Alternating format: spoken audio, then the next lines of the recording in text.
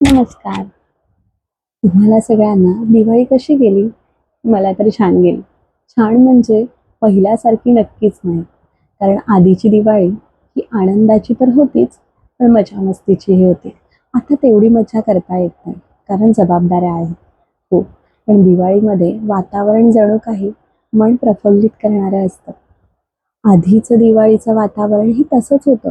पण तेव्हा फटाक्यांपेक्षा एकमेकांबरोबर एकत्र येऊन गप्पा मारणं, मज्जा-मस्ती करणं आणि खास करून एकत्र येऊन खेळणं. खेळणं म्हणजे काय? तर बरेच प्रकारचे खेळ होते आधी.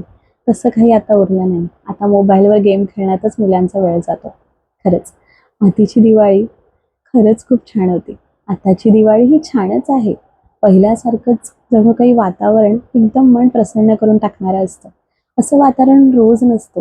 पण त्या दिवाळीच्या पहिल्या दिवसापासूनचा जो वातावरण असतो ना, तो जणू काही देवच वरून फुलांचा वर्षाव करतात आणि आपलं मन भरून घेतात. खरंच. आत्ताच्या दिवाळीमध्ये पहिल्यासारखी मजा-मस्ती नसली तरीसुद्धा आपल्याच माणसांसाठी वेळ देऊन कामं करणं ह्यातच जरी वेळ गेला तरी तो आनंद देऊन जातो.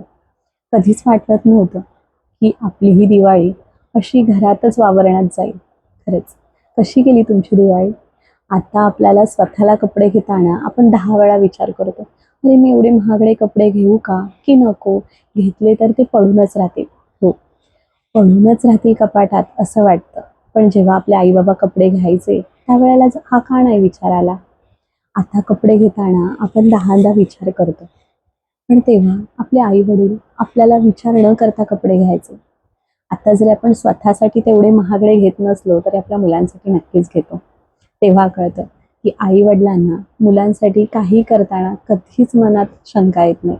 त्यांना मुलांसाठी भरभरून नेहमी करायचंच असतं. तेच म्हणतात ना देवाण-घेवाण. तेव्हा आपल्या आई-वडिलांनी आपल्यासाठी केलं आणि आपण आता आपल्या मुलांसाठी करतोय. फरक इतकाच आहे. त्यावेळेला पैसा खूप नसला तरी आनंद छोट्या-छोट्या गोष्टीतून खूप होता. आता माणसांकडे पैसा आहे, परंतु आनंद व्यक्त करण्यासाठी टाईमच नाहीये.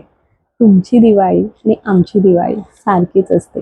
फरक फक्त इतकाच आहे, काही त्या दिवाळीमध्ये फक्त एन्जॉय करतात, तर काही लोकं दिवाळीमध्ये फक्त किचनमध्ये असतात.